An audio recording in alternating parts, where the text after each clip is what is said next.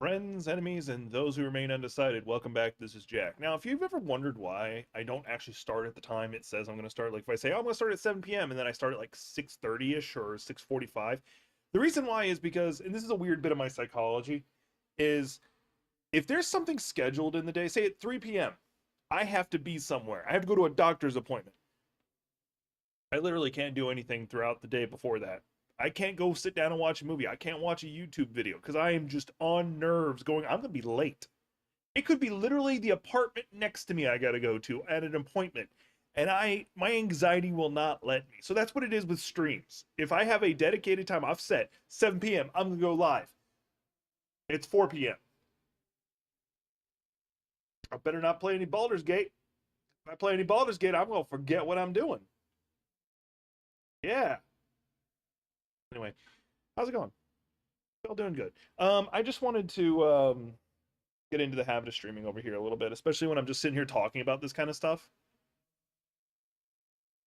No offense, Amber, I am honestly not surprised. Like, I hear it's a lot more of a millennial thing, and I believe you're after millennials. I think Gen Z. I think you are. I think that's what it is because it's millennial, Gen Z, millennial. I hate that term, but yeah. Anyway, what am I doing? All right. So I'm going to be trying to do this a specific way. So it's going to be more talk showy, and I don't like it, but that's what I'm going to do. I do have an idea of something. Well, you guys are not. Well, you guys can't see what I'm doing. Hang on. I might be doing something. Hang on. I'm going to be doing the big brain thing, not the small brain thing. I'm going to do the big brain thing. So give me a second. You guys might see a little bit of what I'm doing, but this is me like testing out different ways to do the thing and the stuff. Um, if I can do this in studio mode without futzing things up too much.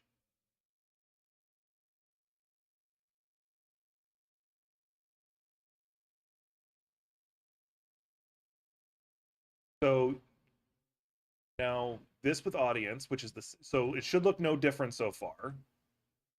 But here's where it starts looking different. Um, here's where it would see. Now you guys can see that. Now see like the weird OBS thing. Actually, unfortunately, I don't know the size this needs to be. There we go. It doesn't look like you guys can see what I'm doing.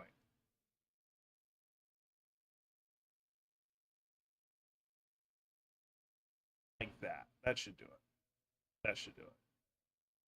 And I can probably throw a crop in at the bottom. You'll see what I'm doing in a second. I do apologize you guys can't see 100% what I'm doing, but it'll make sense here in a minute. I don't know why I need to rename that.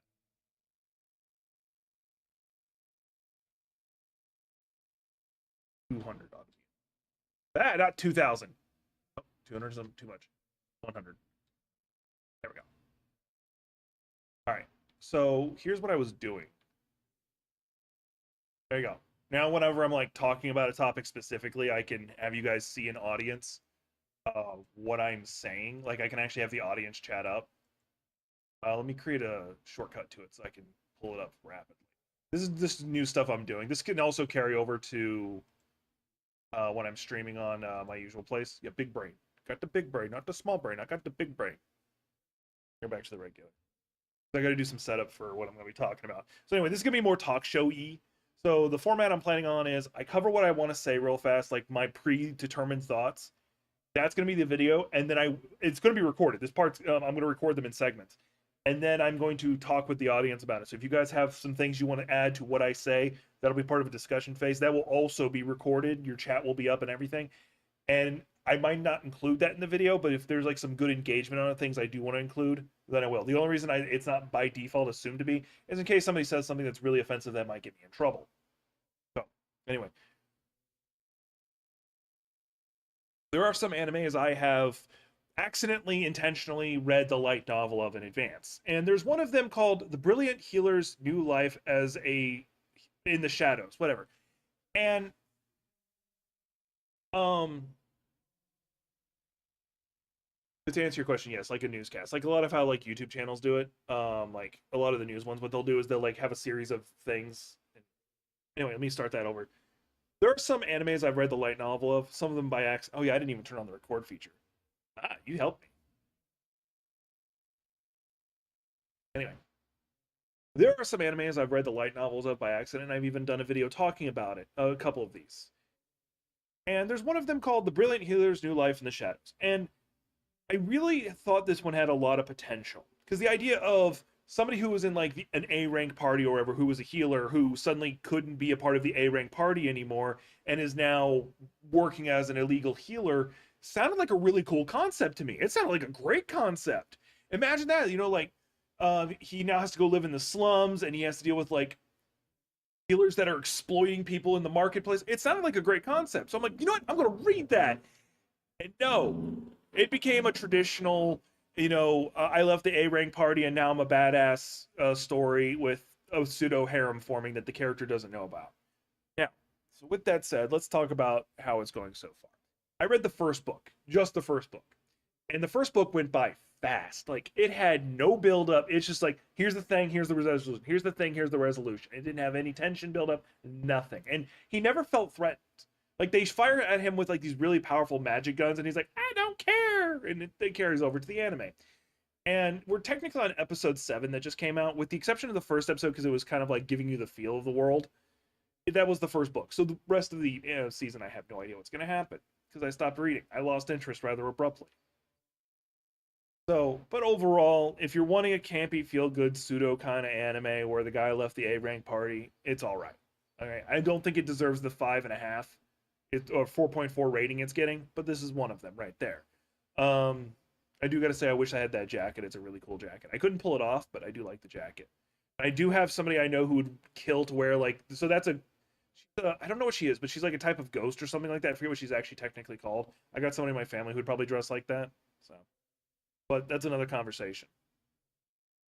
Anyway, so if you're looking for an anime that's kind of fit that thing, Brilliant Healer's Life. There you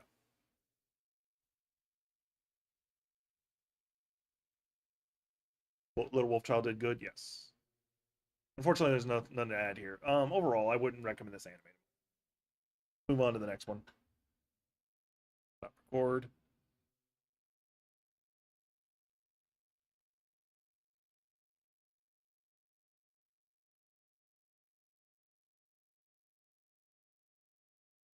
Out of the light novels I've read recently, and incidentally got turned into an anime around the same time, the one I'm about to show you is probably one of the ones I actually really enjoyed. The only problem with I had it is it didn't dive into the world enough. I feel like it could have spent a lot more time world building and carrying on the theme.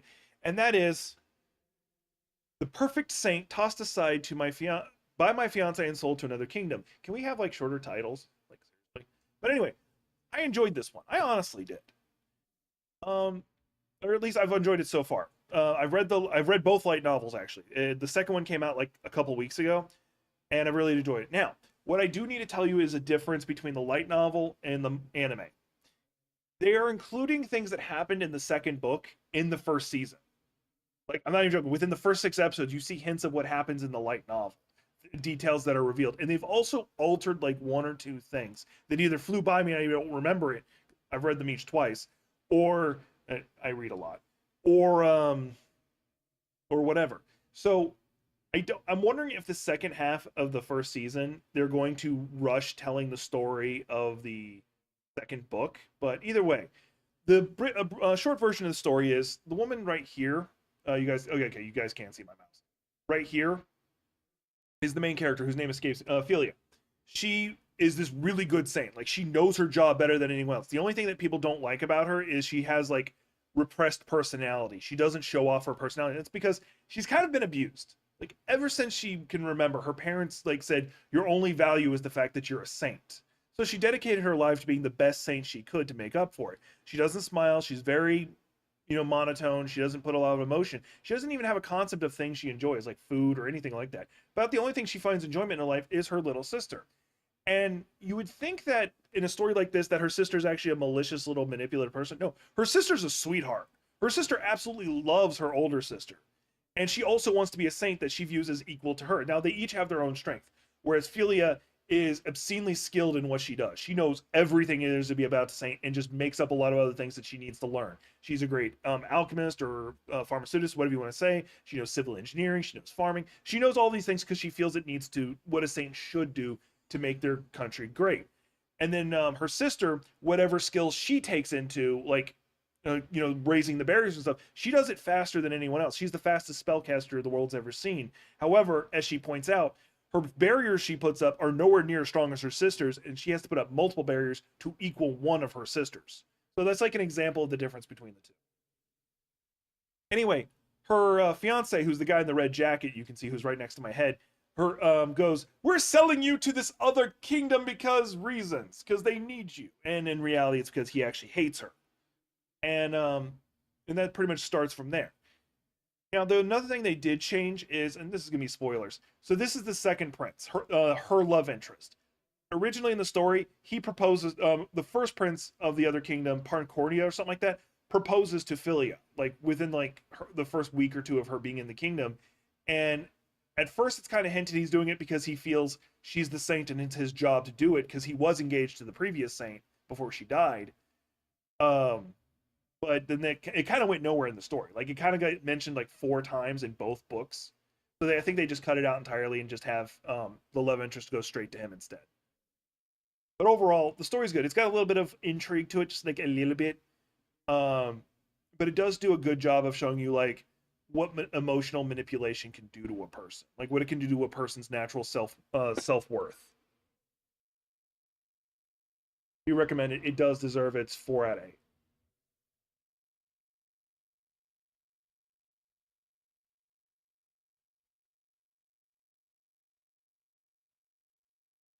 On to the next one.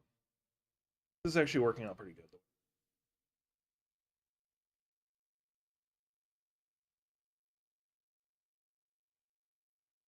Carrying on the theme of animes that I've read the manga of or light novel of before I saw them by accident, here's another one.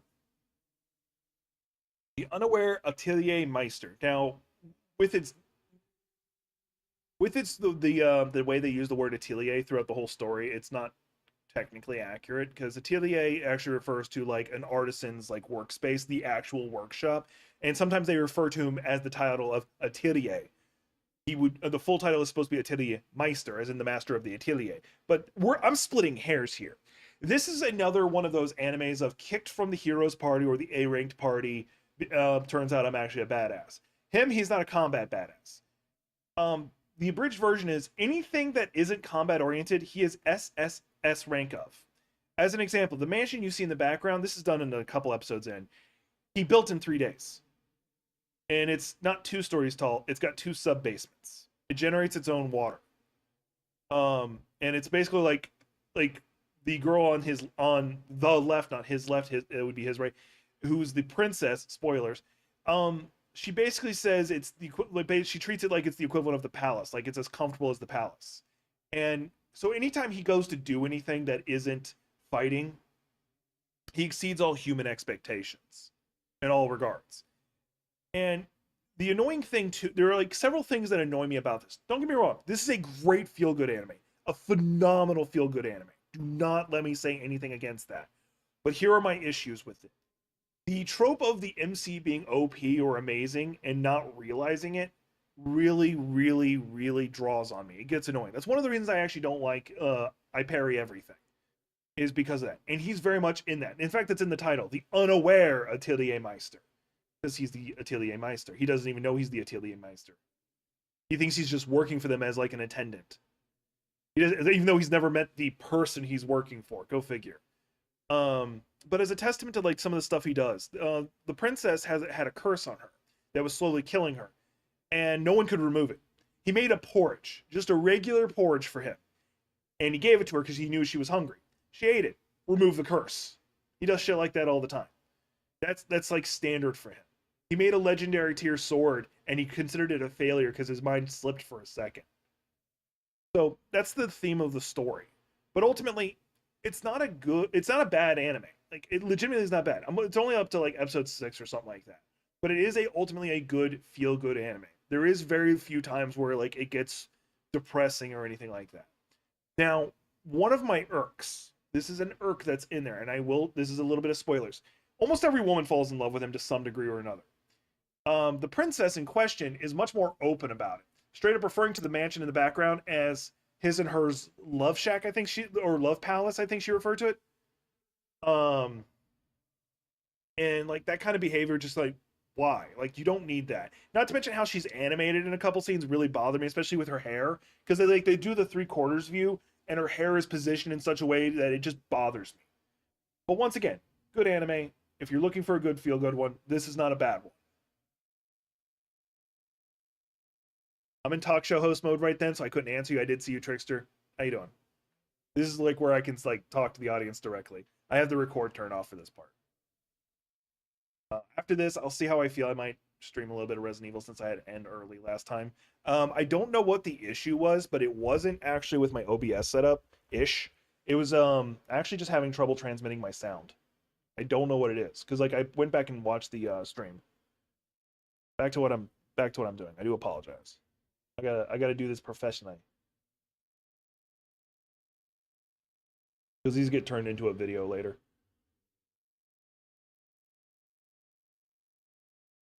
Under the category of animes that emotionally crushed me in the first episode, this is on the list. Now there's only a handful of animes that completely crushed me entirely.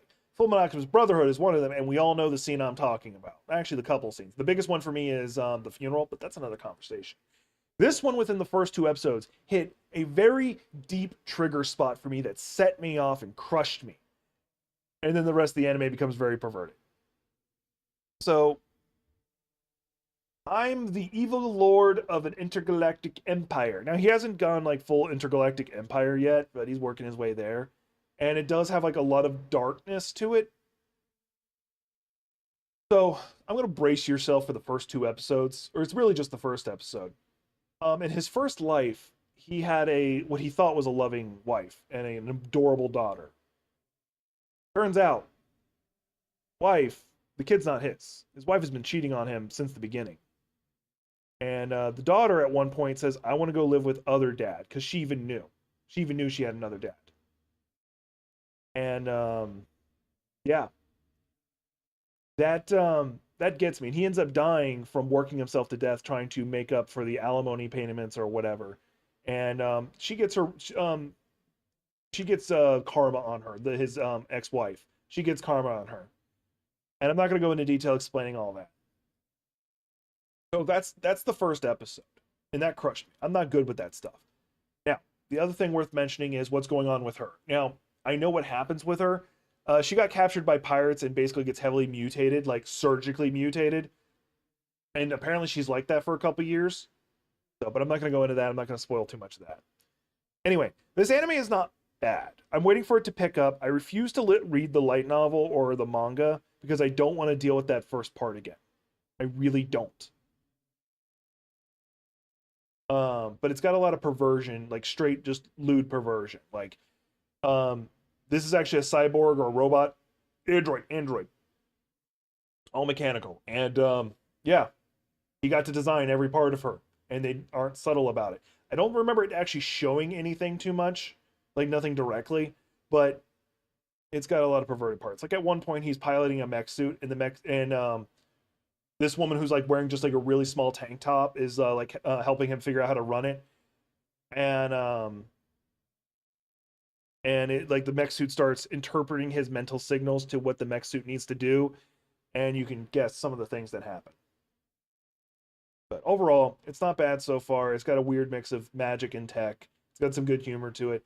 I would wait for it to come all the way out before you watch it though. It's only on like episode, I can look, episode 5. Not bad. Take a look at it. Trickster. Unfortunately, it cuts off before it finishes. The manga is hilarious, especially the manhood exploding. I don't want to know yet. I hope actually that gets cut. There's actually one more you just reminded me I need to pull up.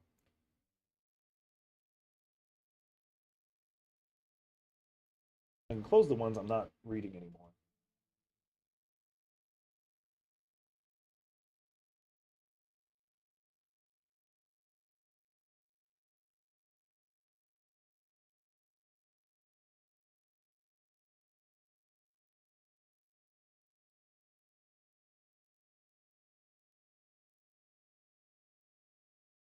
All right. So I've talked about this anime a couple times in streams mostly, and I think this is one of the times that the anime drops the ball when it comes to the manga. Now, that's not me saying the anime is bad. It actually does do a good job of showing a lot of actual love and relationship. Now, mind you, the MC is still a little pansy about it, but that's another conversation. I left my A rank party to help my former students reach the dungeon's depths. My God, that's a long ass title. Now, the anime actually goes further than the manga. Like, I actually don't think the manga caught up, or at least not the English that I've caught up with.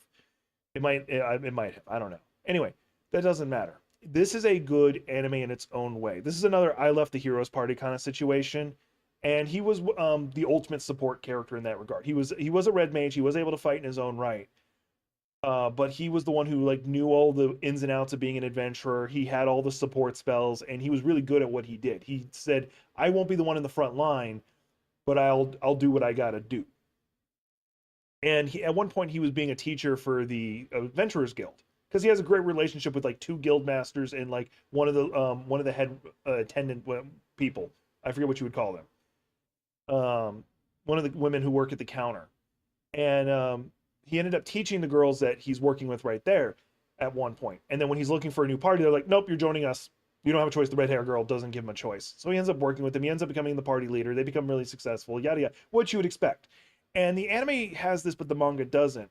They do a really good combination of magic and tech, like a really interesting job of it.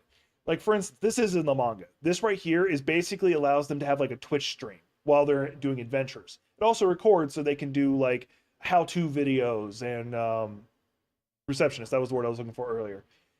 How-to videos and commercials for various crafting companies, stuff like that. It does a really good job of making adventuring feel like it would in IRL, and I really enjoy it. It does do a good job of it, and he does end up basically married to each of the girls in his party. Now there is a practical reason that shows up like late in the anime. It ultimately is a harem anime in its own way. Um, but overall, I do enjoy it. One of the things I do enjoy that's a really small thing is normally when you have like the borderline lolly spellcaster, she doesn't talk much. Not this one. She's not super talkative, but she does speak her mind. And that's something that like broke the mold I really do enjoy. Um, and of course you have the slightly I'm gonna call her slightly ditzy bimbo at times. Sorry, one of the people in the audience made me smile while I'm recording this. And overall, this is a good anime. It's not finished yet. It surprisingly actually has more episodes than I thought. Now, I will say one plot line that they kind of drop that I thought they were going to do a lot more of. There's a setup like there's going to be this big noble intrigue moment near the end, and it doesn't follow through in the slightest. And I'm kind of relieved because it would have hit one of the things that bothers the hell out of me. But at the same time, I'm like, why'd you even bring up that plot point? Okay. Anyway, let's talk with the audience. So this is what I smiled. You got unfortunately, I got to fix that. Hang on.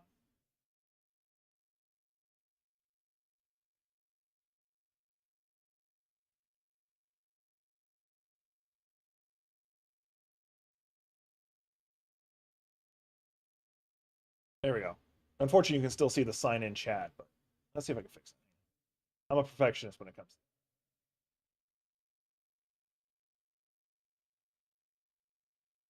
Oh no, you're fine. That's why I smiled. I really enjoyed it. All right. So let me clear this dungeon, but first, advertisement from our sponsors, Raid Shadow Legend. Like that's like how many Let's Players do you see that with all the fucking time? I love it. That was a great comment, Trickster. I really love it. If I had like a Steam gift card program or whatever I could just give away, that's what I would do. But unfortunately, I'm not a big enough content creator to do that shit. Like reward people who have like that just epic comment. You actually made me break in the middle of doing a recording.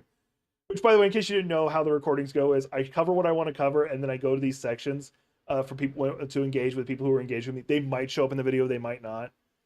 And you have to apologize. Like it made me smile. That was great. That's the kind of stuff I'm looking for. I love it.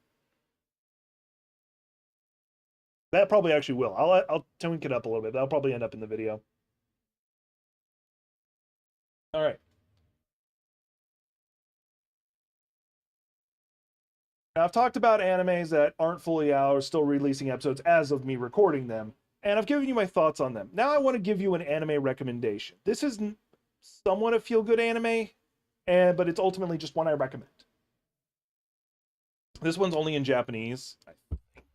Actually, it says it. Oh, subtitles English. Okay. It's only in Japanese. I gotta start over. So I wanted to do this video just real fast to do a recommendation of an anime. This one is somewhat a feel-good anime. It does have some dark moments in it, but it's not like berserk dark. No, it's just like it's using dark colors to paint a brighter picture. Let's put it that way. It has contrast if we're doing artistic conversation stuff.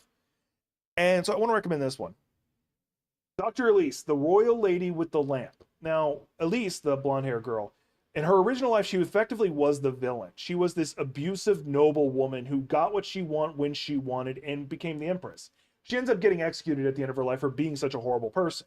She reincarnates into Japan, becomes the best doctor in the world as kind of like a sort of penance she gave herself.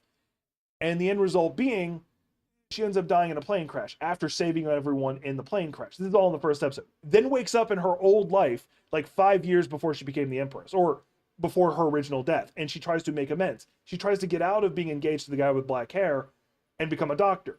That's the premise through the whole first season. Now, if they do it in the second season, that'll be great. This was a great anime. I highly recommend it. She is just a good person in this life, and people are actually baffled by her complete change in personality. But I ultimately do recommend this one for that reason. It's got very much a medical mystery side to it as well. Not Dr. House medical mystery, but just a medical mystery kind of story. And yeah, there is a little bit of violence in it, obviously, content 14 plus, violent, whatever. But I do recommend it.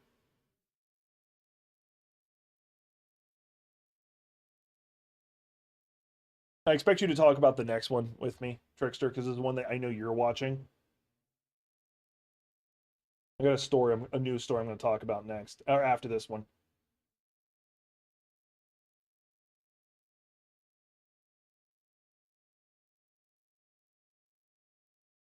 Whenever you have turns out I'm actually really powerful animes.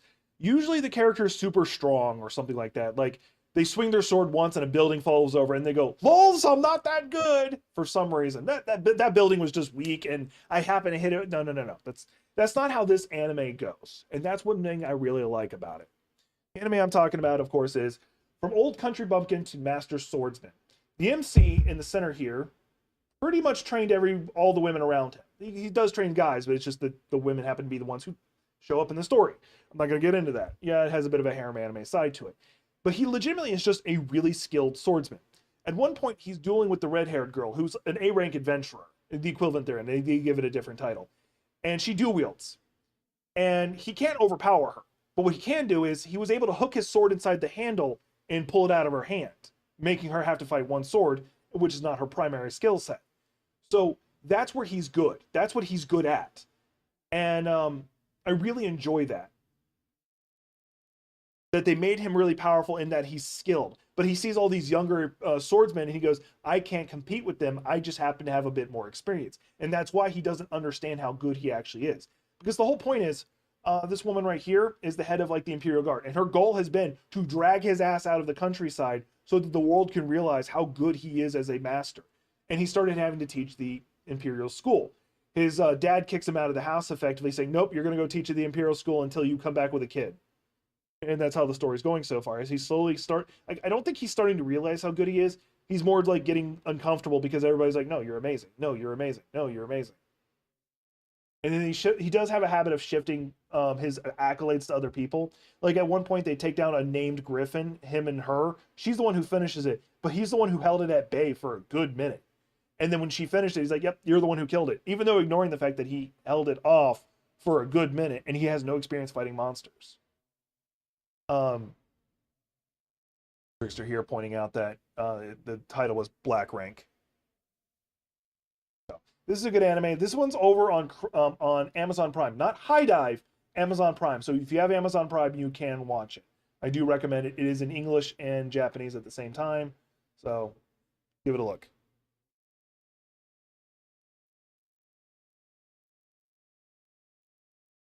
Oh, that too. I'm not recording right now, but yeah, that too. His father didn't think his father, but he also, he's never beaten his father. Like he said, I've never beaten my dad, which means his dad's better or his dad's always cheated or hasn't dealt with him in a long time.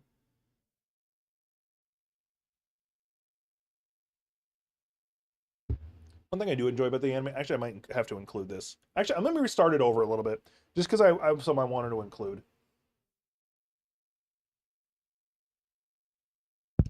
Now, taking away from Crunchyroll, over on Amazon Prime is another anime. And this is another one of those character doesn't know how powerful he is, but this one actually kind of makes sense. And it's not he swings his sword once and a building falls over, and he's like, lol, the building was weak, it was just lucky. No, he's really skilled. He's obscenely skilled from experience.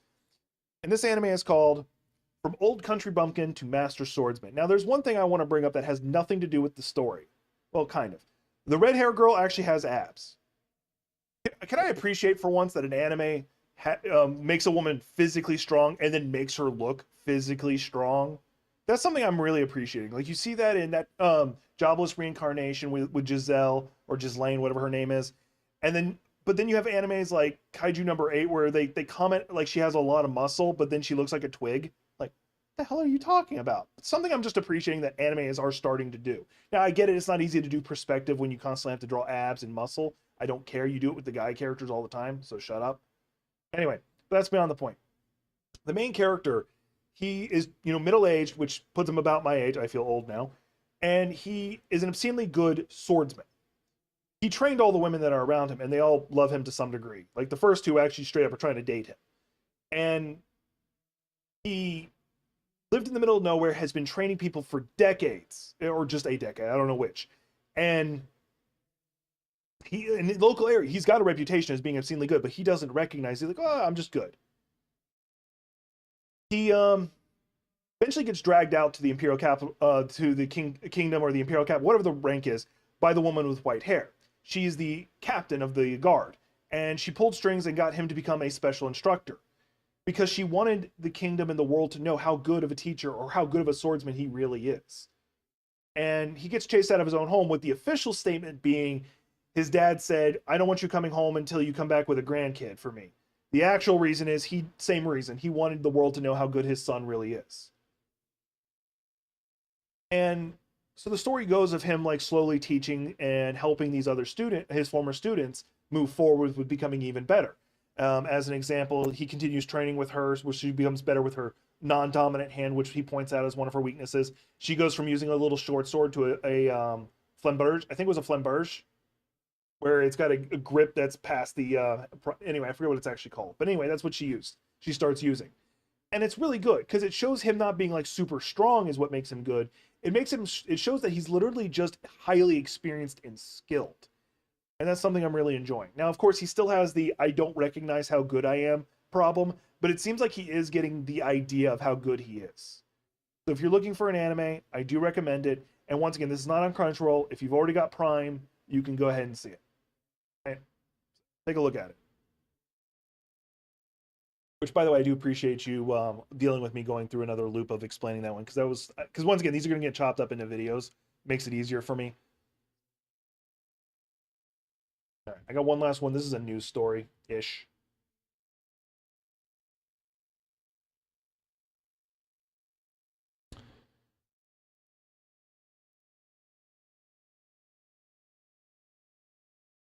At this point, yeah, like he was in like disguise, and he goes, "Oh hey," and he's like, "Wait, you look familiar. Do you have a brother that, or do you have like a twin or something?" No, I trained underneath you. What? If he didn't, then the queen did for some reason, because it always seems like the women. Like there's been one guy he's met that it was the blacksmith, the one male he's taught. Anyway, let me get this one out of the way, then we can just bullshit for a second or two.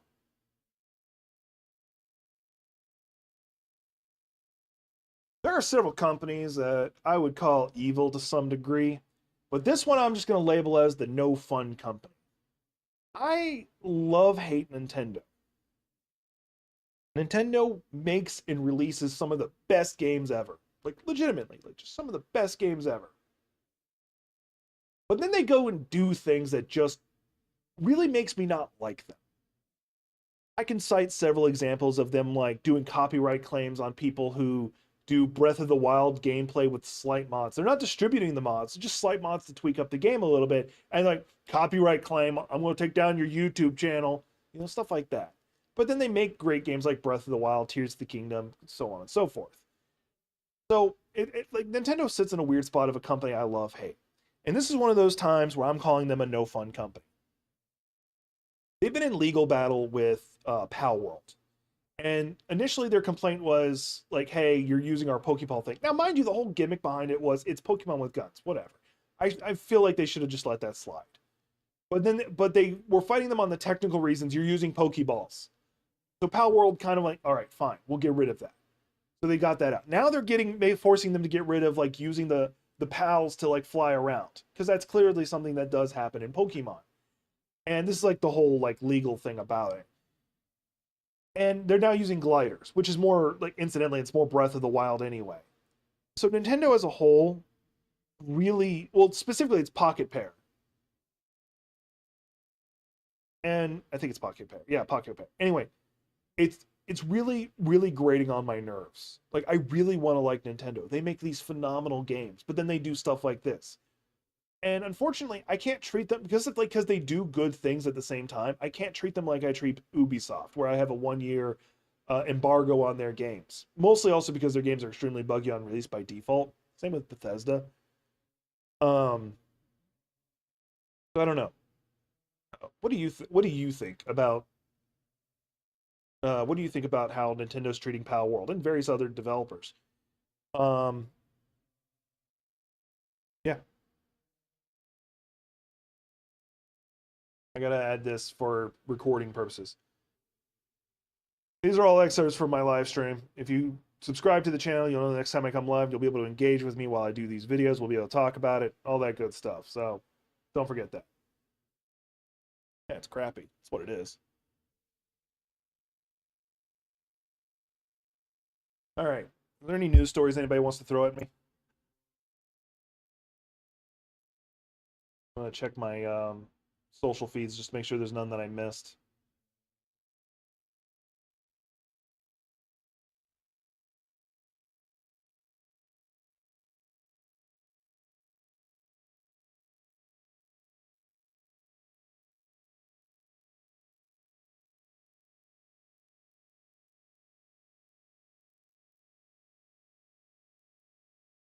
That's good.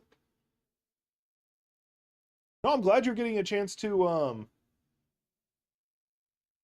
glad you're getting a chance to play some of the Assassin's Creed games. You've always enjoyed them, it seems.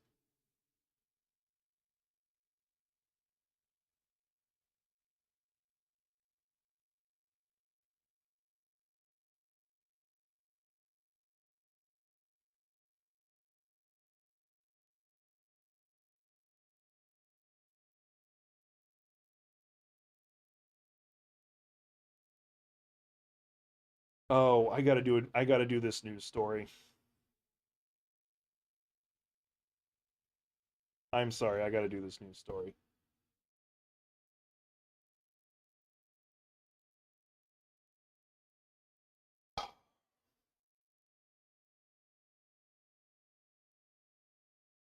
I'm of the opinion that sometimes you gotta make bad ideas to make great ideas. And there are some things that, you know what? I think this one should have sat in the microwave for a little bit longer. This should have sat in the oven. This should have cooked a little bit longer. And one of them, real fast. So apparently, there is going to be a live-action Elden Ring movie. You know almost nothing about it, save one thing, and I'm hoping this is a joke. I legitimately hope this is a joke, but we of course know it's not. The way it is. Jack Black's going to be in the movie. Now, almost every game movie in the last month, year, has had Jack Black in it. And I love Jack Black. Jack Black is a great guy, and he has done some great movies. But it feels like we're doing a live action or an animated movie that needs somebody who can be unserious. Let's get Jack Black. And there are so many people he can play, but he is playing the Tarnished, the MC. And I'm I'm good. I don't want that. Now, somebody has been nice and created a collage of the various characters he could have played instead. So let's take a look. Yeah, that looks about right. He played Mesmer, Mikola, Millennia, Morgoth, Moog, Melina, Radon, and Rickard. I'm covering Ronnie because no, he can't play my waifu. Yeah, Jack Black, Elden Ring. I don't like it. I don't like it at all. Now, if they wanted to include him, the actual person I would have wanted him to be is Alexander Greatjar. Or maybe Patches, but most likely Alexander Greatjar. That would have been perfect. He would be the best dude, bro. If they were going to do a Dark Souls one, he would have been Solaire. You can't tell me I'm wrong on that. Or, of course, Sigmar. Yeah, that's not what we're getting. I forgot about that news story and I wanted to talk about it.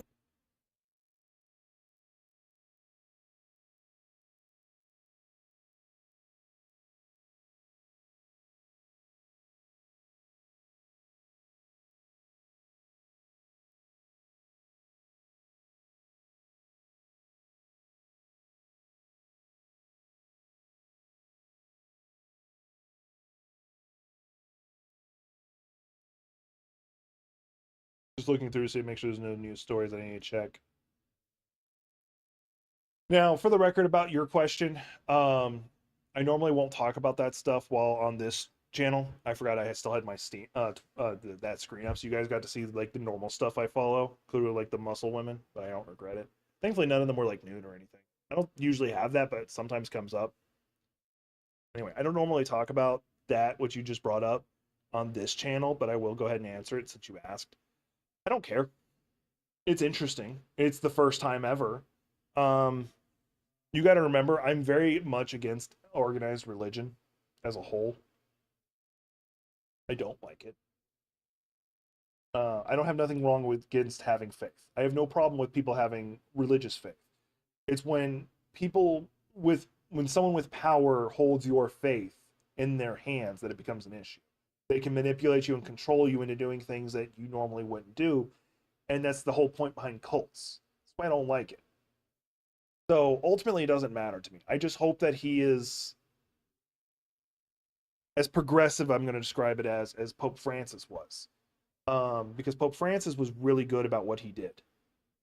Now, was he the best pope? No, he still didn't clean house when it came to like what the Catholics have done wrong. Um,